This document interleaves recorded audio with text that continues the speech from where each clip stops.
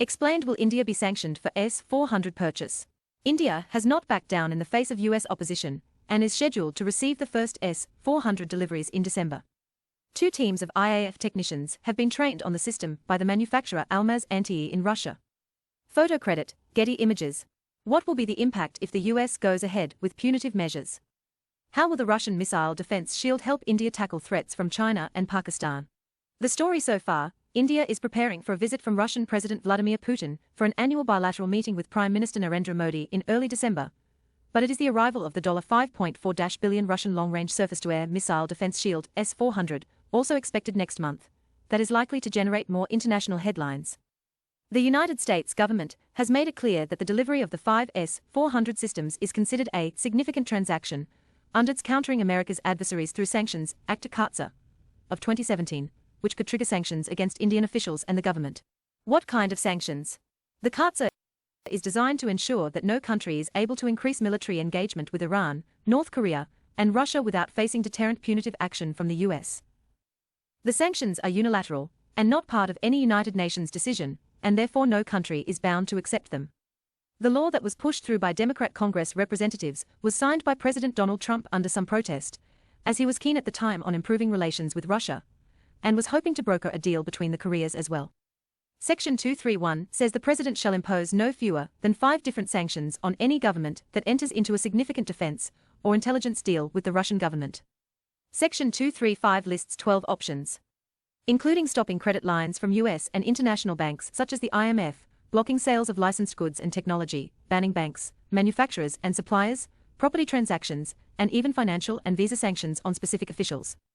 However, the law empowers the president to waive sanctions or delay them if he/she certifies that the deal is not a threat to the US and allies, that waiver of sanctions is in the US's vital national security interests, or that the country being sanctioned promises to reduce its future dependence on the adversary country.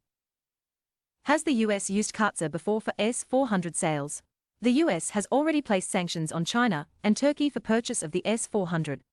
In 2018, the State Department said it, along with the Department of the Treasury, would impose sanctions on the People's Liberation Army's Equipment Development Department, and in particular its director, Li Shangfu, for the purchase of the S-400 system-related equipment and Sukhoi 35 combat aircraft from Russian defense exporter Rosaboronexport. The sanctions included denial of export licenses, ban on foreign exchange transactions, blocking of all property and interests in property within the US jurisdiction, and a visa ban. In 2020, the US sanctioned its NATO partner Turkey, which it had warned about khatsa sanctions for years, besides cancelling a deal to sell Ankara F-35 jets. The sanctions on Turkey's main defense procurement agency, SSB, also included a ban on licenses and loans, and blocking of credit and visas to SSB President Ismail Demir and other officials. While US officials hoped the sanctions and the promise of a sale of F-16 jets would stave off Turkish President Recep Erdogan's plans to deploy S-400, a deadlock continues. Which way is the Biden administration leaning on India? The Biden administration has not given any firm indication on where it leans on India's case yet. Last month, during a visit to Delhi, U.S. Deputy Secretary of State Wendy Sherman said the U.S. had made it clear that the S-400 is dangerous and not in anybody's security interest, but left the determination on sanctions after India takes delivery of the missiles to President Biden himself. In subsequent weeks, Congress representatives, including the chairman of the powerful House of Representatives Foreign Affairs Committee HFAC, Gregory Meeks, a Democrat, as well as several Republicans, have called upon the Biden administration to consider a special waiver for India, given India's importance as a defense partner and as a strategic partner on U.S. concerns over China and in the Quad. Taking a long view, the potential of our long-term strategic partnership with India and its positive impact on our own security interests certainly outweighs any kind of benefit from sanctioning India because of its purchase of the S-400, Mr. Meeks told The Hindu. On the other hand, in April 2021, ahead of U.S. Defense Secretary Lloyd Austin's visit to Delhi, Chairman of the Senate Foreign Relations Committee Bob Menendez, also a Democrat, had urged Mr. Austin to raise the S-400 issue with Indian officials and make it clear that the purchase would lead to sanctions. If India chooses to go forward with its purchase of the S-400, that act will clearly constitute a significant, and therefore sanctionable, transaction with the Russian defense sector under Section 231 of khatsa. It will also limit India's ability to work with the US on development and procurement of sensitive military technology, Mr. Menendez wrote in his letter. Saudi Arabia has also reportedly negotiated with Russia for the S-400, and some experts in the US feel that giving a waiver to India would be the wrong signal for others seeking to go ahead with similar deals. New Delhi may receive a clearer picture on which way the US will go when External Affairs Minister S. Jaishankar and Defense Minister Rajnath Singh are due to meet their American counterparts in the next few weeks in Washington. What is India's position? India has not backed down in the face of US opposition thus far, however, and is scheduled to receive the first S-400 deliveries in December.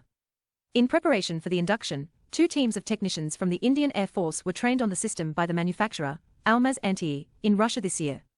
After signing the deal in October 2018, during Mr. Putin's last visit to Delhi, India and Russia had protected the advance payments from triggering US sanctions by ensuring a repairable transfer.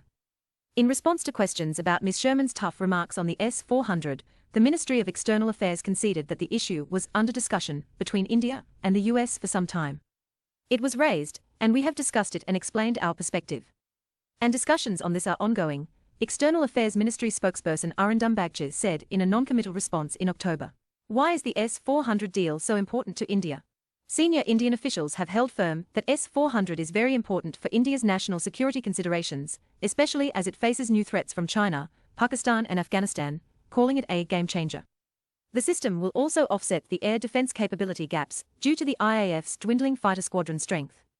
Integrating the S-400 into the national air defense architecture will be much easier as India has a large number of legacy Russian air defense systems, a major reason India did not consider the US air defense systems as a viable alternative. For both political as well as operational reasons, the deal is at a point of no return. When asked about the threat of US sanctions, the outgoing Indian ambassador to Russia, D.B. Venkatesh Varma, told The Hindu that India will do what we have to do and is necessary for India to preserve and protect its national security interests. In addition, buying the S-400 is a way for the Narendra Modi government to assert its strategic autonomy. This stated principle of Indian foreign policy wavered under pressure from the Trump administration when India agreed to stop buying Iranian oil over the threat of sanctions in 2019, a move that caused India both financial and reputational damage. Not giving in to the US's unilateral sanctions over the S-400 would be one way to restore some of that.